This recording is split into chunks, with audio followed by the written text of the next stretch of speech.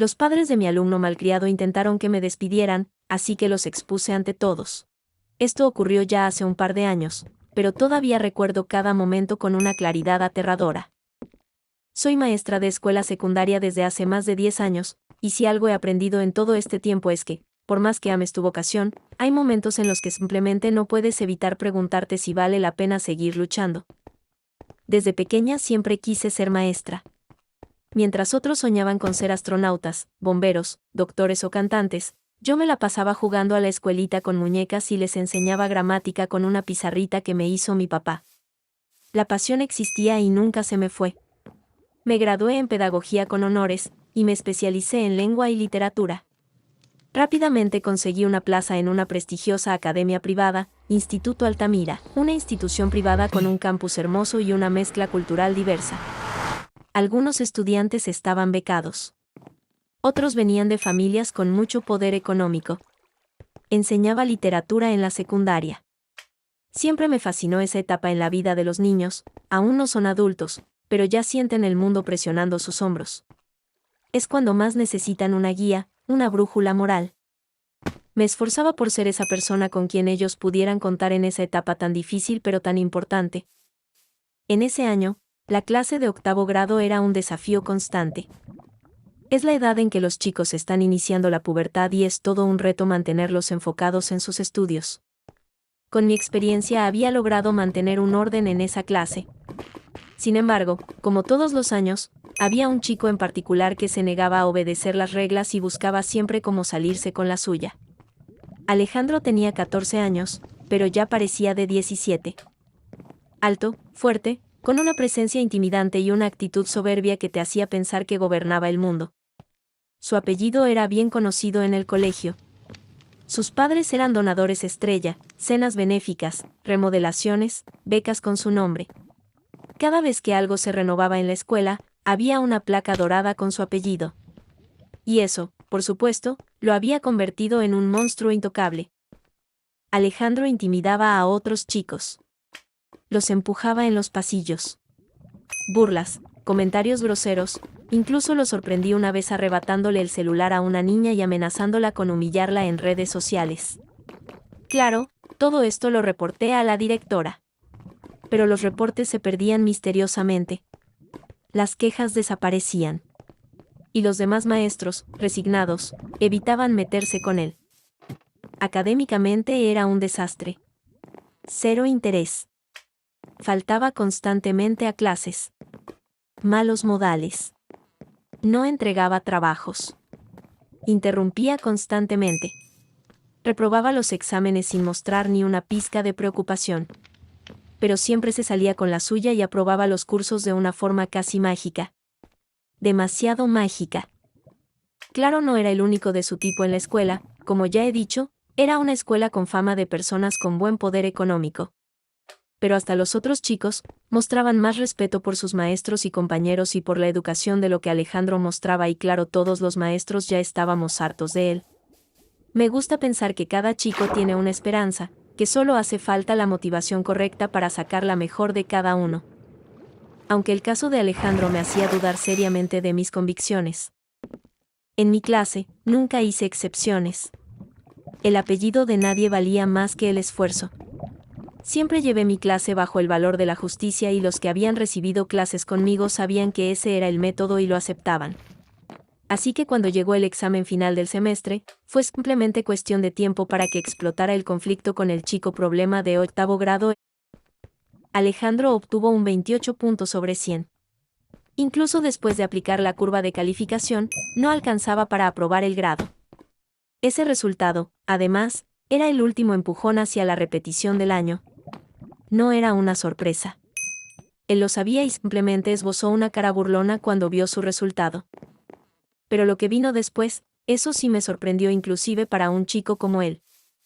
Al día siguiente del examen, justo cuando terminaban las clases, Alejandro se acercó a mi escritorio.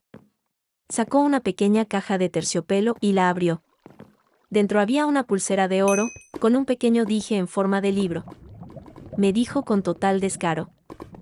Mi mamá dice que esto le quedaría lindo a una maestra tan dedicada como usted. Si el reporte de mi nota final mejora un poco. lo suficiente para... Ya sabes. No supe cómo reaccionar al principio, no sabía si era una broma de su parte o en realidad estaba probando mi integridad como profesora. Lo miré con calma.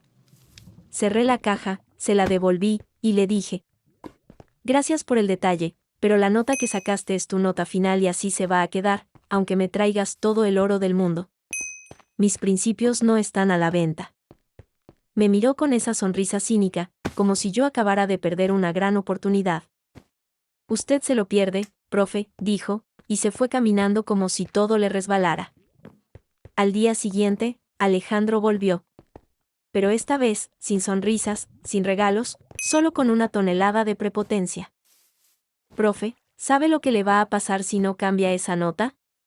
Me dijo sin rodeos. Va a lamentarlo. Y no estoy hablando solo de su trabajo. Lo va a pagar caro. ¿Eso fue una amenaza? Le pregunté. Tómelo como quiera. Pero que conste que se lo advertí. Y se fue sin mirar atrás. No le di importancia, no quería darle importancia, pues no había manera que me hicieran cambiar esa nota. Me mantuve firme a mis principios. 2 días después, un viernes. Me encontraba ya recogiendo mis cosas, las clases habían terminado por esa semana y yo me preparaba para irme. Al voltear e intentar salir del salón, fui interceptada por 2 personas, no eran nada más ni nada menos que los padres de Alejandro. Un hombre alto, elegante de cejas gruesas, serio y muy intimidante. La madre, una mujer muy bien vestida, perfectamente maquillada y con un aire de realeza, con una mirada aparentemente inofensiva pero dispuesta a sacar las garras en cualquier momento. El padre fue el que comenzó, con tanta amabilidad que hasta parecía falsa. Buenas tardes, profesora, espero no interrumpirla en sus arduas labores.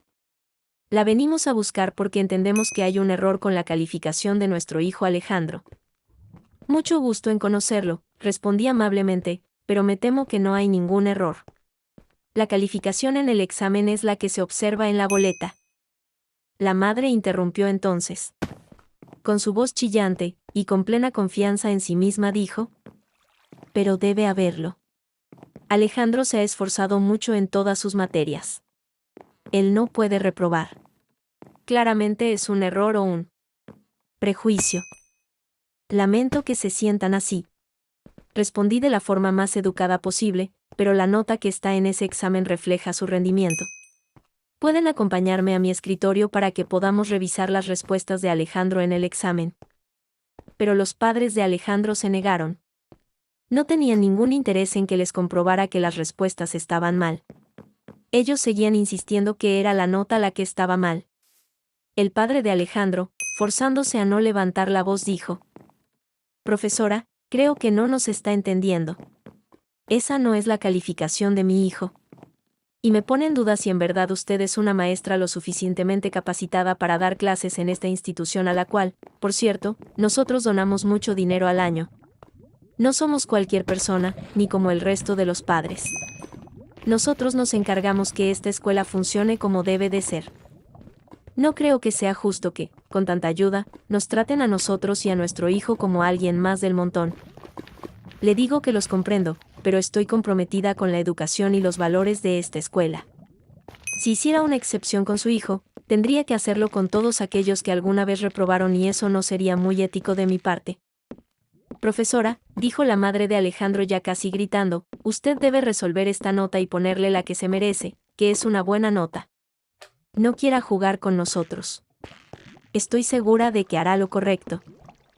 Sin una palabra más la pareja se retiró del lugar, caminando con indignación. Yo por mi parte, estaba sorprendida. Había escuchado que los padres de Alejandro eran personas difíciles, pero no tenía idea de qué tanto. De tal palo, tal astilla, supongo. Entendí entonces de dónde venía la horrible actitud de Alejandro. Era solo un reflejo de sus padres, que creen que, por tener dinero, el mundo debe estar siempre a sus pies. Sabía que la cosa no iba a quedar así. Y la ofensiva de los padres de Alejandro no tardó en llegar. La semana siguiente, la directora Monroe me citó en su oficina. El caso de Alejandro había llegado a sus oídos. Le expliqué lo de la falta de rendimiento, lo del acoso a sus compañeros, el soborno, la amenaza. Pero la directora poco se interesó en tratar de comprender mi postura. Mira, entiendo lo que dices. Pero la familia de Alejandro es importante. Importante para esta institución. Sus donaciones pagan más de la mitad de las obras y ajustes que se realizan aquí. Incluso ayudan a pagar salarios de los profesores, incluyendo el tuyo. Pero, ¿qué hay de los valores? ¿De la ética y la integridad? Pregunté. Te sugiero que, por el bien de todos, resuelvas el problema con esa calificación lo antes posible, antes que esto escale. Confío en que harás lo correcto. ¿Lo correcto? ¿Acaso lo correcto era beneficiar a un alumno con una nota que no se merecía para que la escuela siguiera recibiendo fondos de su familia? Abandoné la oficina de la directora Monroe lo más educadamente posible, pero por dentro, mi sangre hervía.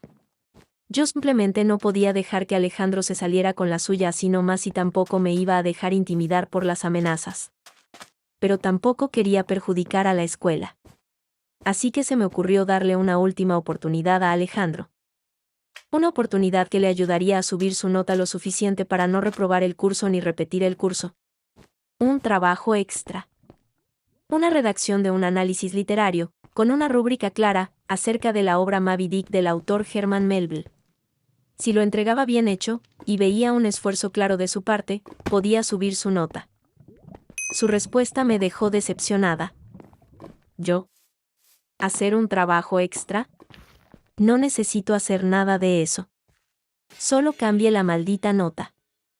Le ofrecí la oportunidad que él necesitaba y con su habitual prepotencia la rechazó. Más ya no podía hacer. La nota no iba a cambiar así como así. Para el final de la semana, como la nota seguía igual, la directora Monroe convocó a una reunión con los padres de Alejandro. Yo ya sabía que no iba a ser una conversación cordial, pero lo que ocurrió ahí superó cualquier pesadilla que pudiera imaginar como maestra. Cuando entré, ya estaban sentados Alejandro, con su típica cara de aburrimiento y soberbia, y sus padres.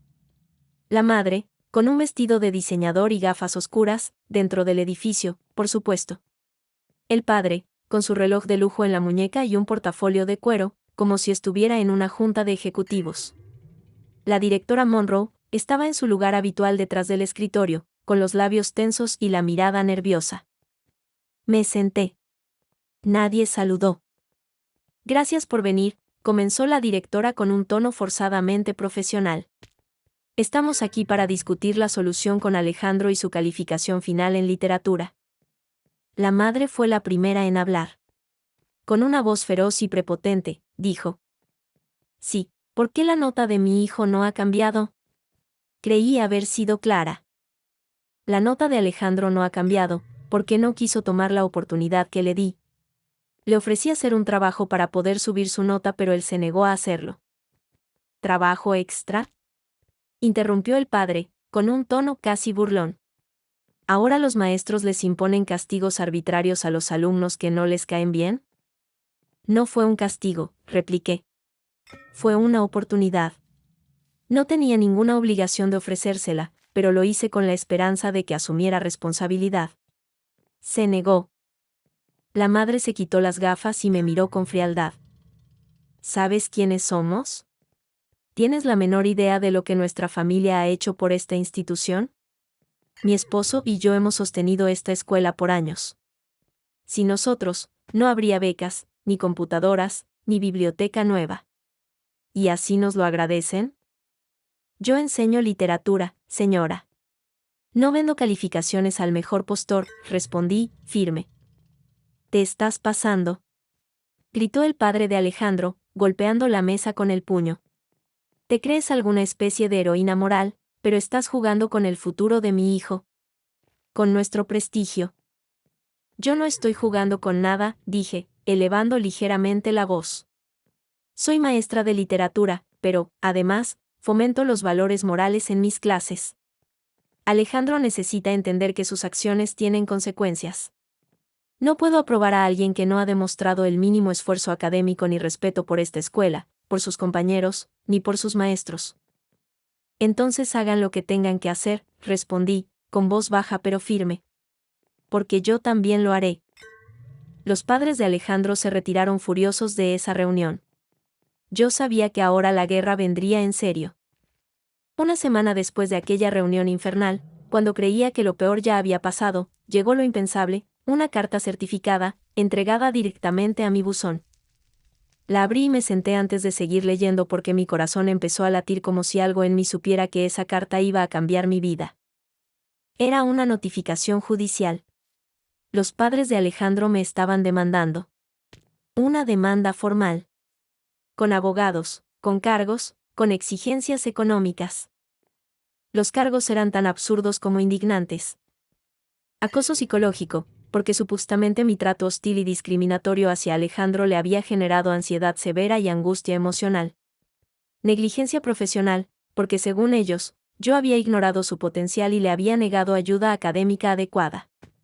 Discriminación, porque, y cito literalmente, la maestra mostró un sesgo claro contra estudiantes de familias con alta participación económica en la escuela. Daños emocionales y académicos severos, exigían 250,000 pesos en compensación por el trauma psicológico que mi actitud le había causado a su hijo. Y por si fuera poco, también exigían mi despido inmediato y la modificación oficial de la calificación de Alejandro, tanto en mi materia como en otras 3 asignaturas en las que, según ellos, había una coordinación encubierta de los maestros para sabotear a su hijo. Me quedé sentada por un largo rato, con la carta temblando en mis manos. Me sentí humillada. Como si todo lo que había defendido, mi integridad, mi vocación, mi ética, no valiera nada frente al poder de un apellido con dinero. Esa misma tarde, al terminar las clases, la directora Monroe me citó en su oficina. Su expresión no tenía el cinismo de antes. Ahora era pura incomodidad. Creo que ya sabes por qué estás aquí. Asentí en silencio. La demanda es un asunto serio. Muy serio. Y según el reglamento interno, mientras se resuelve el litigio, el protocolo establece que debe ser suspendida. Sin goce de salario, al menos hasta que se resuelva la situación legal o el consejo directivo tome una decisión. Tragué saliva. Estás diciendo que, aunque no hay pruebas, aunque saben perfectamente que la demanda es una farsa, tengo que quedarme en mi casa sin sueldo y con una carta de despido potencial flotando sobre mi cabeza. No es lo que quiero. Créeme. Pero tengo las manos atadas. Mentira. Ella pudo hacer mucho. Pudo respaldarme. Pudo negarse a permitir que una familia poderosa manipulara el sistema. Pero eligió lavarse las manos. Me levanté, recogí mis cosas, y salí de su oficina con la frente en alto, aunque por dentro me estuviera desmoronando. Pasé ese fin de semana encerrada en casa, alternando entre la ira y el llanto. No podía dormir. Me despertaba cada 2 horas pensando en cómo un simple acto de honestidad se había convertido en un calvario judicial. Mi nombre, mi carrera, mi sustento, todo pendía de un hilo por no haber querido ceder al capricho de una familia con poder. Pero fue el lunes siguiente cuando la indignación se convirtió en furia. Estaba revisando mi correo institucional, al cual aún tenía acceso, y decidí, por simple impulso, revisar el portal académico del colegio. Ya no tenía asignaciones activas, pero algo me empujó a buscar el expediente de Alejandro. Y ahí estaba. La nota de Alejandro en mi materia ya no era un 28. Ahora aparecía como 75. Una aprobación limpia. Una calificación que le permitía pasar sin problemas al siguiente grado. Casi tiré la computadora del coraje. Esto era corrupción educativa. Soborno. Fraude institucional. La peor parte era que en el historial de cambios figuraba mi nombre como la última en modificar esa nota. Pero, ¿cómo era posible que esa modificación se hubiera dado si yo ya no tenía asignados mis cursos? Alguien más utilizó mi usuario para poder modificar esa nota y la única con acceso a los usuarios de los maestros era la directora Monroe. Y si alguien creía que me iba a quedar callada, no conocía realmente lo que significa ser una maestra de verdad. Y ahí fue cuando recibí una llamada que cambiaría todo. Era Marcela, una colega de la escuela, del área de administración con la que había trabajado durante años. Ella siempre había sido discreta, pero honesta. Necesito mostrarte algo. No me llames después. No me escribas. Solo ven hoy a las 6. A mi casa. Esa misma noche, manejé hasta su apartamento. Me abrió nerviosa, pero decidida. Se aseguró de que nadie más estuviera cerca y luego puso su laptop frente a mí. Abrió una carpeta con documentos internos de la escuela. Esto no debería existir, me dijo. Pero lo guardé por precaución. Ya sabes, por si algún día todo explotaba. En la pantalla había una copia escaneada de un documento titulado Donación Extraordinaria. Fecha, 3 días después de que fui suspendida. Cantidad, 100.000. Destino, mejoras administrativas, reorganización de calificaciones para el plan de recuperación anual. Ese lenguaje está diseñado para sonar institucional, dijo Marcela. Pero lo que significa es que la familia de Alejandro le pagó a la directora para cambiar las notas de su hijo sin que tú, ni los demás maestros, tuvieran que intervenir. Además, ella le está diciendo a todo el mundo que tú cediste y que te diste cuenta de que calificaste mal el examen de Alejandro. Le pedí que me dejara copiar todo. Lo hice. Guardé los archivos en un USB y también los respaldé en la nube por si acaso. Esa noche no dormí. Estaba furiosa. Pero también me sentía armada. Por fin tenía las piezas del rompecabezas. A la mañana siguiente, pedí una cita urgente con la Supervisión Educativa Municipal. Me recibió una mujer llamada Lucía Navarro, supervisora legal del distrito. Una mujer de rostro serio, mirada directa, y una voz que cortaba como cuchillo.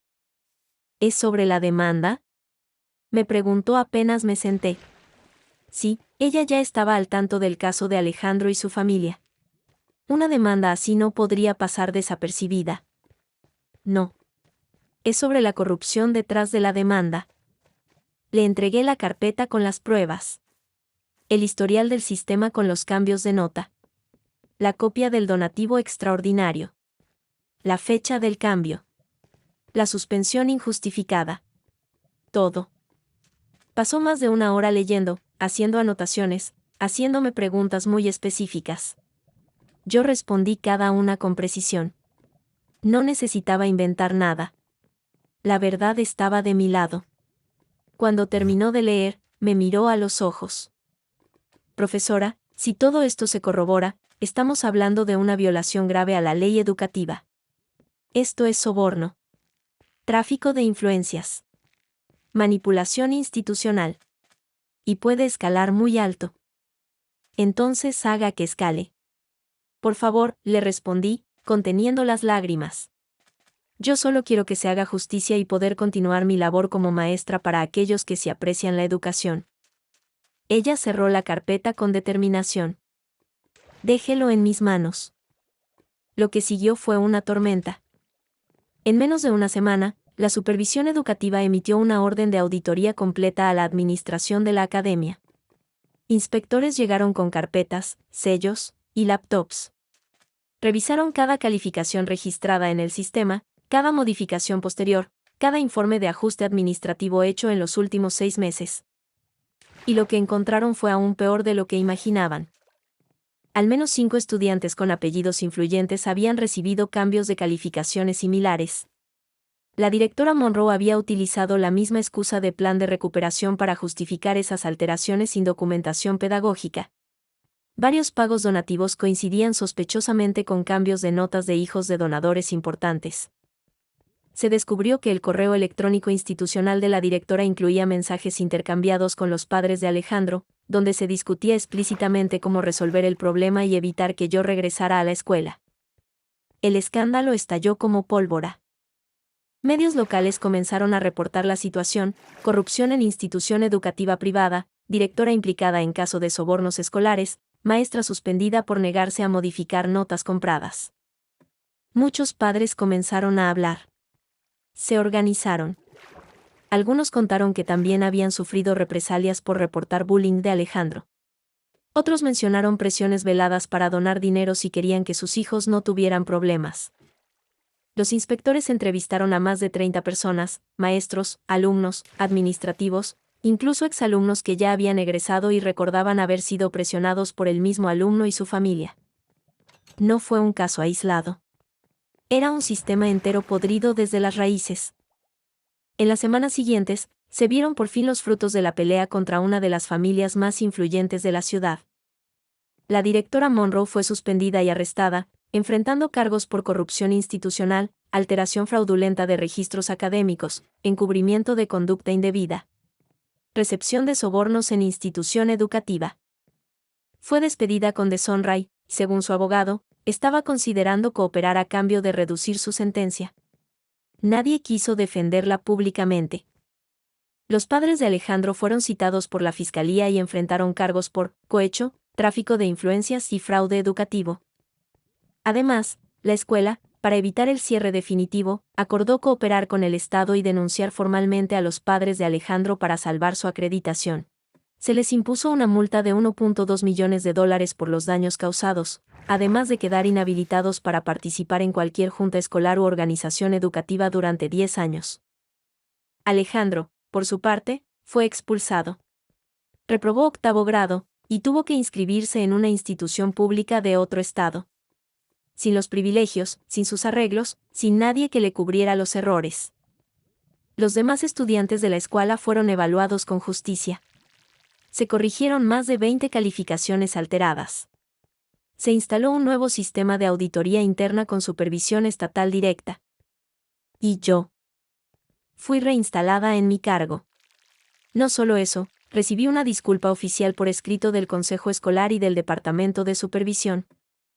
Cuando regresé a clases, los estudiantes me aplaudieron al entrar al aula. Los padres de familia me regalaron cartas, flores, incluso una placa de agradecimiento firmada por más de 80 familias. Mis colegas me abrazaban como si hubiera vuelto de la guerra. Y sí, en parte, así se sentía. No gané dinero. No gané fama. Pero gané algo infinitamente más valioso. Respeto. Demostré que el dinero puede comprar muchas cosas. Pero no puede comprar la integridad de un buen maestro. Y jamás podrá comprar el verdadero aprendizaje de un niño que no ha querido aprender.